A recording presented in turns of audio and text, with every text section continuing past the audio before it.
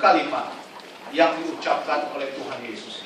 Inilah kalimat yang pertama, Lukas pasal 23 ayat ke-34.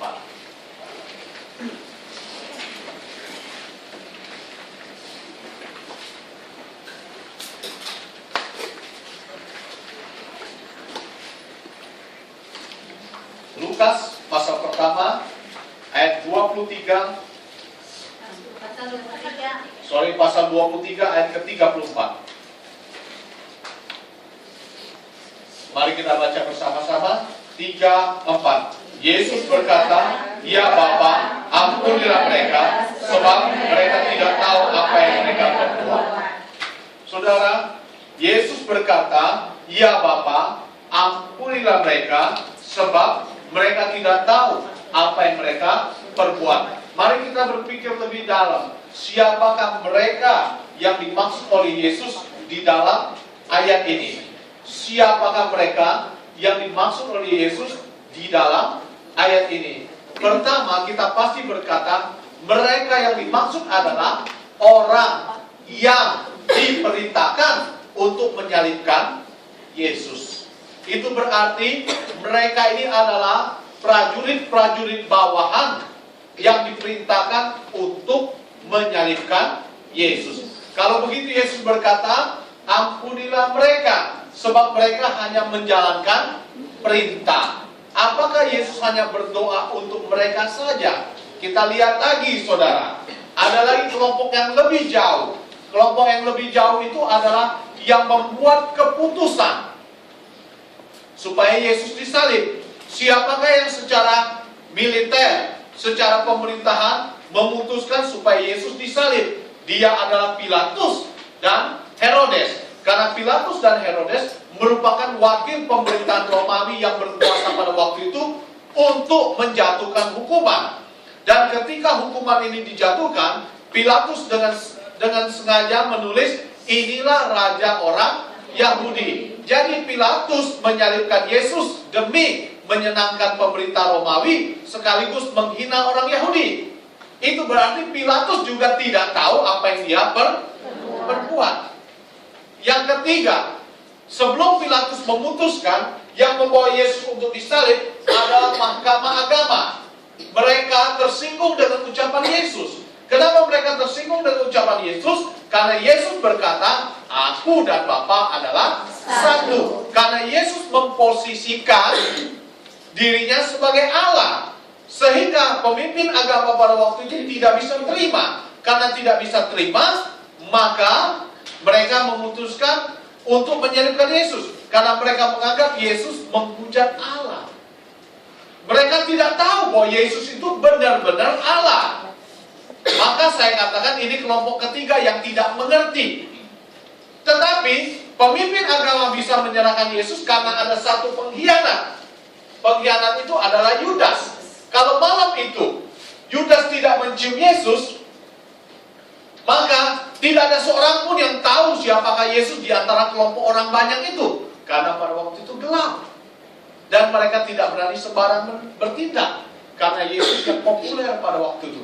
Jadi diam-diam ditangkap. Bukan ditanya, "Siapa Yesus? Mari kita tangkap dia." Gak bisa. Kalau itu dilakukan, maka rakyat akan berontak. Ini mirip-mirip G30S PKI. Ya, mirip-mirip G30S PKI. Ketika itu dia masuk, lalu Jenderal Ahmad Yani yang kena kan, diam-diam cara ngambilnya. Kalau terang-terangan diambil, maka rakyat akan berontak. Maka ini diam-diam. Nah, apakah Yudas tahu apa yang dia perbuat? Yudas juga tidak tahu. Karena Yudas tahunya dapat uang. Dia tidak mengerti yang lain. Nah, saudaraku yang dikasih Tuhan, pertanyaan saya adalah, apakah Yesus tidak tahu bahwa Yudas akan berkhianat? Tahu. Kita berkata Yesus tahu. Ya, Yesus tahu. Kalau Yesus tahu, bisakah Yesus mencegah? Bisa. Kalau Yesus mencegah, maka Yudas tidak bisa menyerahkan ke mahkamah agama. Mahkamah agama tidak bisa menyerahkan kepada Pilatus. Pilatus tidak bisa memerintahkan kepada siapa? Prajurit untuk menyalibkan Yesus. Dengan demikian, tidak akan terjadi penyalipan. Kalau tidak terjadi penyalipan, maka doa ini tidak perlu terjadi. Kira-kira begitu kan? Doa ini tidak perlu terjadi. Tetapi kenyataannya doa ini diucapkan. Sekali lagi doa ini diucapkan. Yesus sudah disalib. Pada waktu doa ini diucapkan, Yesus berkata, Bapa ampunilah mereka sebab mereka tidak tahu apa yang mereka berbuat. Itu berarti penyaliban Yesus bukan disebabkan perbuatan mereka. Yang saya maksud dengan perbuatan mereka adalah perbuatan yang menyalibkan Yesus. Saya ulangi, yang saya maksud dengan perbuatan mereka adalah perbuatan yang membuat Yesus disalibkan. Karena pada dasarnya kalau Yesus tidak mengizinkan dirinya untuk diserahkan, maka tidak ada penyaliban.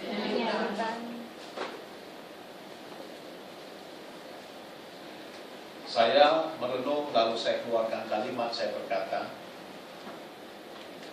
bukankah Yesus tahu Yudas akan berkhianat? Kalau begitu, mengapa ia tidak lari saja dan sebagainya? Inilah menandakan bahwa walaupun ada pihak yang terlibat dalam penyaliban, namun jika tidak karena kehendak Yesus, maka penyaliban itu tidak akan terjadi.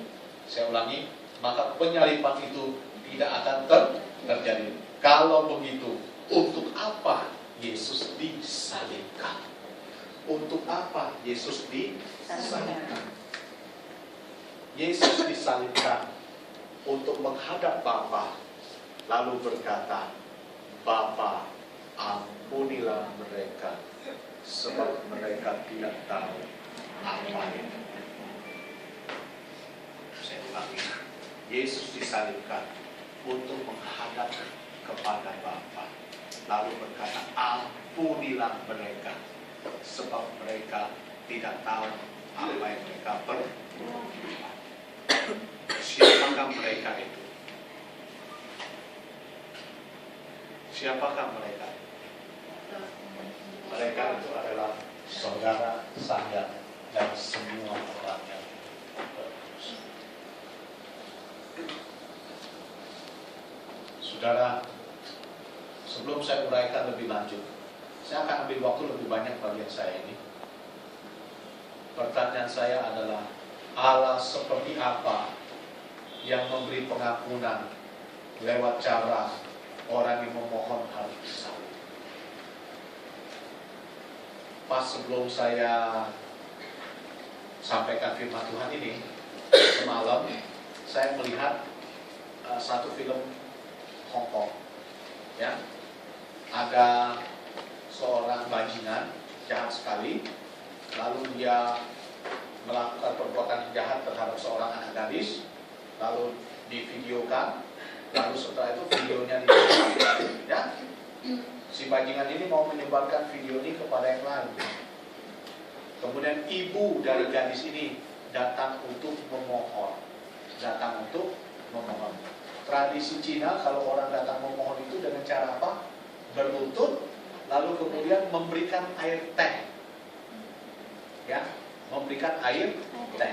Nah, ibu ini disuruh tunduk, lalu memberikan air teh, lalu jilat kakinya lagi. Jilat kakinya. Saudara sudah geleng kepala kan? Sudah berlutut, ngasih teh, lalu jilat kakinya. Nah, tapi Yesus lebih dari sekedar berlutut toh. Manusia punya cara udah cukup. Kalau kamu udah berlutut, itu udah cukup. Ngerti? Ya, kalau ada di antara kita yang berantem dengan orang Hongkong majikan, cukup berkata berlutut, lalu kasih teh, ya, itu sudah cukup. Untuk tradisi Cina sudah cukup. Benar, untuk tradisi Cina sudah cukup. Tapi ada satu lagi tradisi Cina yang pernah saya lihat, ketika ada dua orang itu berbuat salah, lalu pimpinannya datang, lalu kemudian pihak ini menuntut supaya mati dua orang ini, menuntut mati. Lalu apa yang terjadi? Karena ini anak buah saya berkata baik, dia harus dihukum, hukum mati ya. Lalu dia ambil pisau, lalu dia tusuk dirinya satu kali, Lalu kemudian dia cabut pisaunya. Dia tidak mati, dia cabut pisaunya. Pengadilan bubar. Pengadilan bubar. Cukup. Tapi yang dilakukan oleh Yesus ini, menurut ukuran manusia, lebih dari cukup. Kenapa? Karena dia harus mati di atas kayu salib. Maka saya nanya dalam hati, kalau manusia lutut udah cukup, paling berat tusuk, selesai kan? Begitu. Tapi kok Yesus memohon kepada Allah sampai-sampai harus mati di atas kayu salib? Apanya Allah ini ngejelimet? Apakah Allah ini haus darah? Dan sebagainya. Bisakah Allah mengampuni kita ketika Yesus minta baik-baik? Bapa, ampunilah dia. Dan Yesus gak usah salib. Bukan Allah yang adil. Kalau mulai jawab bukan Allah ya. Saudara, mari kita melihat 3 pemaparan ini. Yang pertama, Allah dan sifatnya. Yang kedua, dosa dan sifatnya. Oke? Yang pertama, Allah dan sifatnya. Alkitab berkata Allah punya 2 sifat yang paling dominan. Satu maha kasih, yang kedua maha kudus. Ya, satu maha kasih, yang kedua maha kudus. Kalau kita merenungkan Allah yang maha kasih ini, kita lihat dari 2 sejarah. Sejarah penciptaan dan sejarah bangsa Israel. Sejarah penciptaan, Kejadian 1 ayat 31 dan Kejadian 2 ayat 18 dikatakan, semua yang diciptakan Allah ini sungguh amat baik. Sungguh amat baik. Bahkan ketika Allah menciptakan manusia, Allah menciptakan di dalam gambar dan rupa Allah. Sekali lagi, di dalam gambar dan rupa Allah. Itu berarti manusia itu punya kapasitas untuk tidak berbuat dosa. Ngerti? Punya kapasitas untuk tidak berbuat dosa. Dan bukan hanya itu saja, ketika manusia itu sendiri, Allah berkata tidak baik manusia seorang diri saja, maka aku memberikan kepadanya seorang penolong. Semua fasilitas sudah disediakan, dan disediakan penolong, dan diberi kemampuan untuk tidak berbuat dosa. Diberi kemampuan untuk tidak berbuat dosa. Dengan kata lain, kalau dia tidak mau berbuat dosa, maka dia bisa. Itu yang Allah berikan kepada manusia. Dalam kaitannya kepada bangsa Israel, apa yang Allah lakukan? Bangsa Israel diperbudak, lalu kemudian diangkat keluar dari perbudakan. Itu berarti dibebaskan. Musa berkata, let my people go so they may worship me. Biarkan umatku keluar supaya mereka bisa menyembah dan memuji aku. Caranya apa? Dilepaskan dulu. Kalau dia belum dilepaskan, dia tidak punya kemampuan. Tetapi ini dilepaskan terlebih dahulu. Jadi dengan kata lain, apa yang Allah investasikan buat manusia itu luar biasa. Makanya di dalam Perjanjian Lama itu ada nyanyian kebun anggur. Aku mau bernyanyi tentang kebun anggurku, aku ambil bibitnya, aku pelihara dan sebagainya. Buahnya asam. Ya. Itu Allah yang penuh kasih. Tetapi Allah juga Allah yang kudus, menuntut totalitas ketaatan. Sementara dosa itu sifatnya bukan sekedar membantah, tetapi menolak untuk tunduk dan maunya menjadi sama dengan Allah, bahkan lebih tinggi dari Allah. Semau gue. Ya, semau gue. Apa yang membuat Hawa memberontak lalu ikut aturan si ular? Karena ular berkata, kalau kamu makan, kamu akan sama seperti Allah. Maka dia berpikir, enak jadi Allah. Itu dosa. Ya, dosa. Nah saudara, dalam kondisi seperti ini, Allah adalah Allah yang kudus. Yang ketiga, mungkin kalian belum tahu bahwa ada ikatan perjanjian. Ada ikatan perjanjian. Mari kita lihat ikatan perjanjian pertama dari Kejadian 2 ayat 16-17.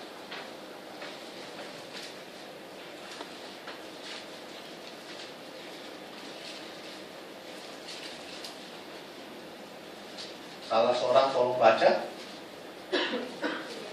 Lalu Tuhan Allah memberi perintah ini kepada manusia. Semua pohon dalam taman ini boleh kau makan buahnya dengan bebas. Tetapi pohon pengetahuan tentang yang baik dan yang jahat itu janganlah kau makan buahnya, sebab pada hari engkau memakannya pastilah engkau mati. Ada ikatan perjanjian kan? Semua boleh kau makan, tetapi yang ini tidak boleh. Kalau kau makan apa? Mati. Setuju, setuju. Baru kita bikin perjanjian. Dan tidak dicatat Hawa dan Adam berkata, aku tidak setuju. Kalau tidak setuju itu ditulis di Alkitab. Ini tidak dicatat. Artinya apa? Adam dan Hawa menerima perjanjian itu. Ngerti. Coba ya saudara ya, kalau bikin janji dengan saya sudah ngerti ya, saudara tidak tepatin, saya bisa marah. Atau sebaliknya, saudara bikin janji dengan suamimu, janji ya, papa di Indonesia, mama di Hong Kong. Mama tidak lirik kulit, papa tidak boleh lirik janda. Lalu kalian dilirik kulit, kalian tutup mata. Lalu dia dilirik sama janda, dia buka mata. Buka mata. Lalu pulang, saudara tetap bawa satu orang, yaitu diri saudara. Lalu dia bawa 3 orang, janda dan 2 anak. Apa enggak diasah sudah? Betul kan? Sebuah perjanjian kalau dilanggar oleh satu pihak, pihak yang lain itu marah. Dan Allah tidak mau marah, Allah cuma bilang, kamu jaga janji, saya jaga janji. Nah kemudian perjanjian ini dilanjutkan kembali ketika Allah memanggil bangsa Israel. Mari kita lihat Ibrani pasal 9. Sekali lagi saya minta maaf, waktu saya lebih panjang. Kabar baik buat kalian yang sebelumnya akan berkorban supaya kalian boleh lebih pendek.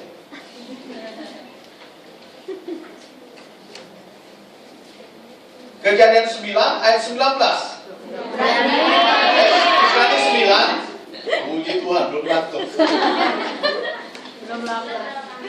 Ayat 19 saya bacakan. Sebab sesudah Musa memberitahukan semua berita hukum Taurat kepada seluruh umat, ia mengambil darah anak lembu dan darah domba jantan serta air dan bulu merah dan hisop, lalu memerciki kitab itu sendiri dan seluruh umat sambil berkata, inilah darah perjanjian yang ditetapkan Allah bagi kamu.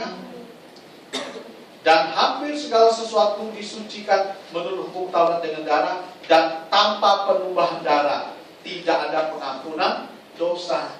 Jadi ini seluruh umat, ini 2 hukum Taurat itu, lalu kemudian dipercikit, lalu orangnya juga dipercikit. Itu artinya kamu dengan Tuhan bikin perjanjian di dalam darah. Lalu waktu perjanjian itu dibikin, dijawab, iya kami setuju. Nah sekarang dilanggar. Karena ini dilanggar, maka syaratnya supaya pulih kembali harus ada penumpahan darah. Maksudnya apa? Harus ada darah yang diberikan, nyawa yang diberikan karena sudah melanggar tadi. Jadi ini bukan karena Allah kejam. Ya, ini karena Allah kudus. Allah kudus, Allah yang jelas. Allah yang jelas, Allah yang mengerti, Allah yang sudah bikin perjanjian. Dengan siapa saudara? Dengan manusia. Nah, dalam kondisi seperti ini, Yesus berdiri di hadapan Allah, mewakili seluruh orang yang berdosa dan memohon kepada Bapa. Jadi, Yesuslah menggunakan darahnya sendiri. Untuk apa saudara? Untuk menutupi mereka ini, supaya murka Allah yang menyala oleh karena dosa manusia direndahkan. Maka pada waktu Yesus berkata, Bapa ampunilah mereka. Mereka ini adalah siapa? Saudara dan saya. Ketika saya merenung kembali Yesus yang berkata, Bapa ampunilah mereka, maka saya melihat Yesus, orang yang mempunyai kasih yang tidak terbatas. Roma 5 ayat 8. Mari kita baca. Roma 5 ayat 8.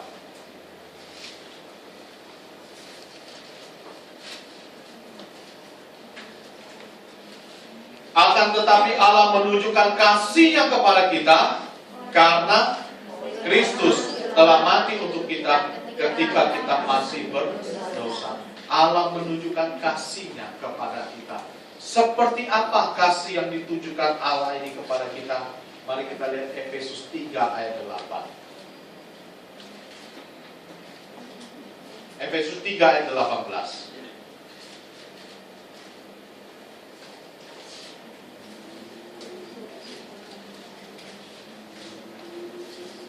Aku berdoa supaya kamu bersama-sama dengan segala orang kudus dapat memahami betapa lebarnya dan panjangnya dan tingginya dan dalamnya kasih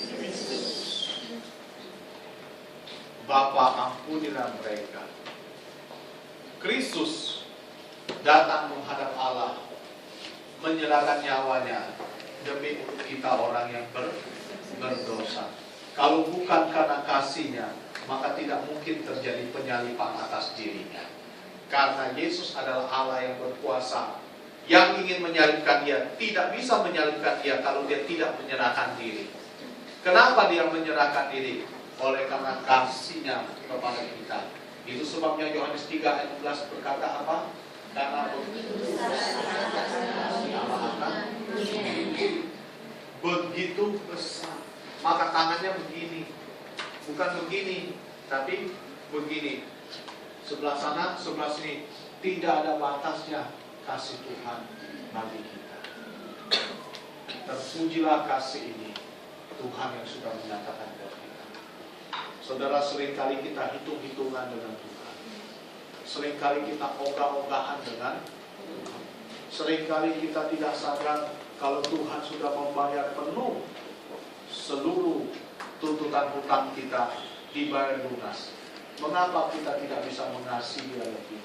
Hari ini saya mengajak saudara untuk berpikir ulang, seberapa dalam kasih saya kepada Dia. Mari kita tundukkan kepala. Saya undang yang memimpin doa untuk maju ke depan.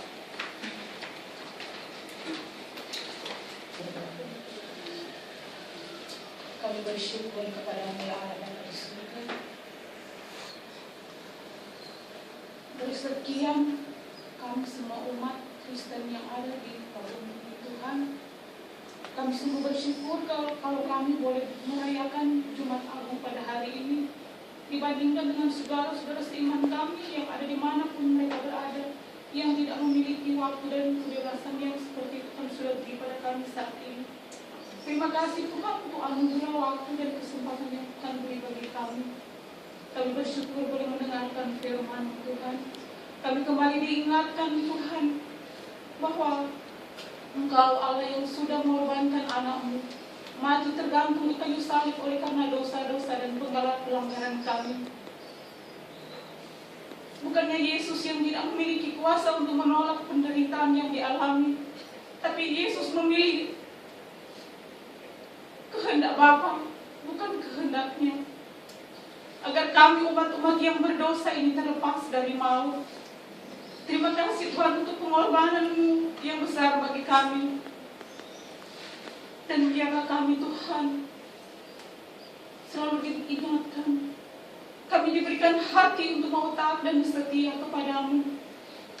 Tolong kami Tuhan untuk belajar mengasihi Engkau lebih dan lebih lagi. Tolong kami Tuhan untuk selalu merenungkan betapa Engkau sudah berkorban bagi kami. Mampukan kami Tuhan untuk belajar meresponi kasih yang besar yang Tuhan sudah berikan bagi kami. Dengan apakah itu Tuhan? Dengan mau taat dan setia melakukan apa yang Kau kehendaki dalam perjalanan kehidupan kami. Terima kasih Tuhan. Terima kasih untuk firman-Mu saat ini yang sudah mengingatkan kembali kepada kami. Biarlah kami terus belajar dan belajar untuk mau berjalan di dalam terang kasih-Mu. Ini Tuhan doa kami, ini komitmen kami Tuhan sebagai umat-Mu yang mengasihi Engkau. Terima kasih Tuhan, kami berdoa mengucap syukur hanya di dalam nama Yesus.